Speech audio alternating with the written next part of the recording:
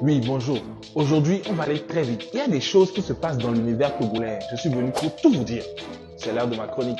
Apparemment, au Togo, les entrepreneurs ont juste droit à se lever le matin, se laver, réfléchir à comment faire avancer son entreprise, rentrer le soir et bim, un beau matin, voir dans un communiqué tout s'écrouler. Il y a quelques jours, un communiqué qui est sorti empêche des jeunes soucieux de leur avenir, des parents soucieux de leur famille de ne plus entreprendre dans le secteur de la télécommunication. Très simple. Le réseau de communication, le leader, interdit l'usage du Wi-Fi zone dans les quartiers. Genre, publiquement quoi. On va dire ça comme ça. En fait, le Wi-Fi zone est un espace ou un lieu à l'intérieur duquel un accès à Internet sans fil est disponible grâce à un hotspot Wi-Fi.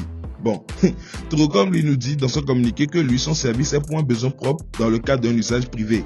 Bon, si moi-même j'achète ma pâte dentifrice et je veux que tout le monde l'utilise dans la maison, ça fait quoi? Un communiqué qui a laissé beaucoup d'internautes voir l'eau déborder la noix de coco. Vous voyez l'expression. Et aussi, on se demande où sont nos ambassadeurs dans cette histoire. Bon, ou bien d'aller écouter l'éminence à la télé chez le professeur. Hein? Hervé Namignon. Précédemment, dans l'affaire Love Chavez. Ah, tiens, change pas de sujet. On va parler de lui là après. Seul là, c'est pas sorti un communiqué pour vraiment les contredire et a même affirmé que l'activité était pas illégale. Déjà écœuré par le coût de la connexion des appels de ces services en général, ces internautes ont réagi très violemment et ont même décidé de boycotter et de quitter le navire où le slogan est « Avancez pour vous, pour tous ». Depuis qu'ils disent qu'ils vont quitter le navire, ils n'ont jamais quitté le navire. T'emmerder, frère. Par contre, eux, ils sont en train de quitter leur navire. Le navire où leur business a grandi, a porté des fruits, a connu des échecs également. Mais aussi, on sait que ces moments ne baissent pas les bras. En fait, c'est aussi un communiqué du gouvernement qui décide lors d'un conseil de ministres de faire quitter de gré ou de force ces riverains qui vont de bord de la route de Lomé dans la ville de Lomé.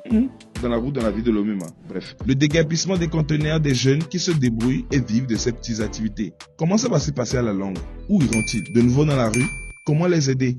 Et non, moment. Rappelons surtout que le déguerpissement ne date pas d'aujourd'hui. Ils le font souvent. Mais juste que c'est sans suite d'aménagement. Par contre, eux, c'est légal. Et c'est pour éviter l'installation anarchique des riverains. Mais c'est juste que tout est devenu fou. On ne sait pas qui on chasse et qui reste. Bref, c'est l'univers togolais. Et on est dedans. Bonjour, ça continue à se gâter, ça ne va pas s'arranger. Tu savais, l'affaire de sur la gestion du fonds de repose de solidarité Covid-19, tu te rappelles non? Le goût de 15 millions, voitures aménagées 4 milliards, tous les 10 millions de l'hiver Covid, tu te rappelles non? Ah, le gouvernement dit que la Cour a noté une conformité régulière et sincère des dépenses à ce fonds, hein? Qui es-tu toi pour dire c'est faux? Même avec tout ce qui se passe aujourd'hui, on est tous fiers d'être Togolais, Joe. Même s'il y a beaucoup de gens qui veulent partir. Et toi aussi tu veux partir? Dis-le moi en commentaire et surtout, abonne-toi. C'était moi.